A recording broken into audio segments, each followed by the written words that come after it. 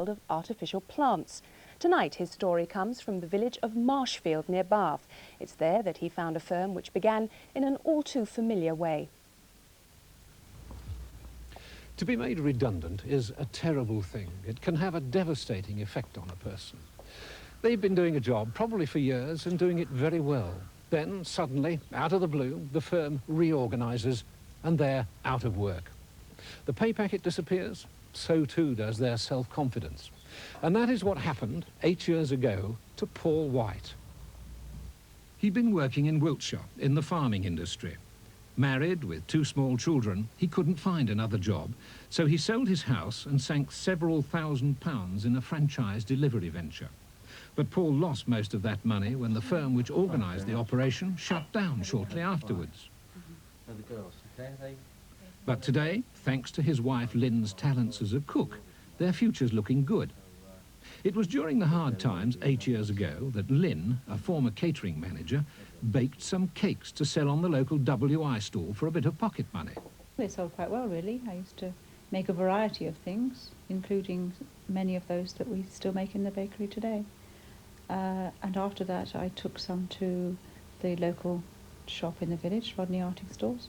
The customers like them very much, being homemade rather than a mass-produced product.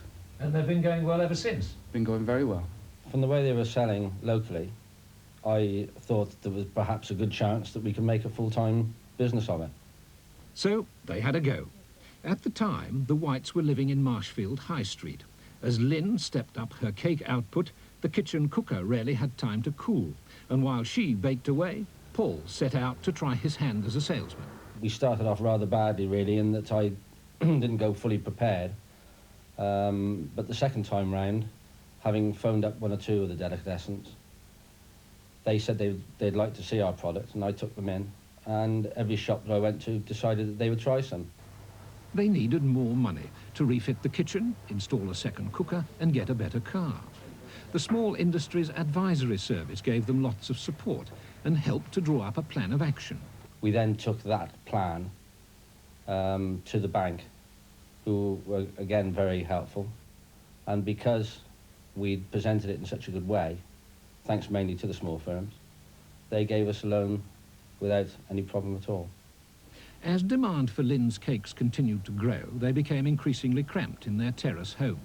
Eventually, 2 years ago, they were able to buy an elderly farmhouse with some outbuildings about a mile from the village. It meant borrowing a lot of money, but once they'd moved in and installed the necessary equipment, Marshfield Bakery really began to hum. With 2 full-time and 3 part-time staff, the Whites now turn out 300 trays of cakes a day.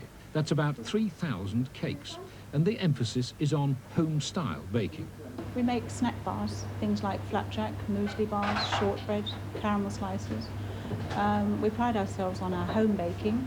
It's all natural goods. We don't use any ready-made mixtures. We don't use any preservatives or additives at all.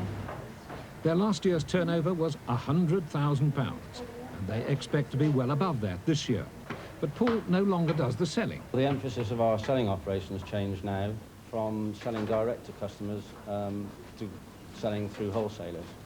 As our turnover and our productivity has gone up, obviously I've had to be in the bakery more, and it's a lot easier to control when I'm here and wholesalers actually come and pick the product up.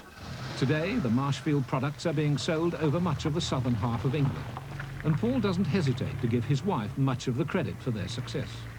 Well, I think Lynn's contribution, without doubt, has been the biggest single factor in the success of our business.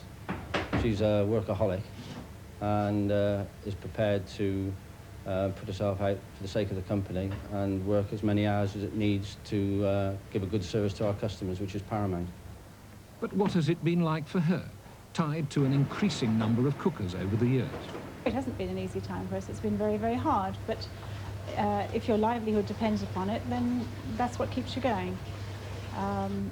Some days at the end of the day you feel very, very tired, and with a small family as well.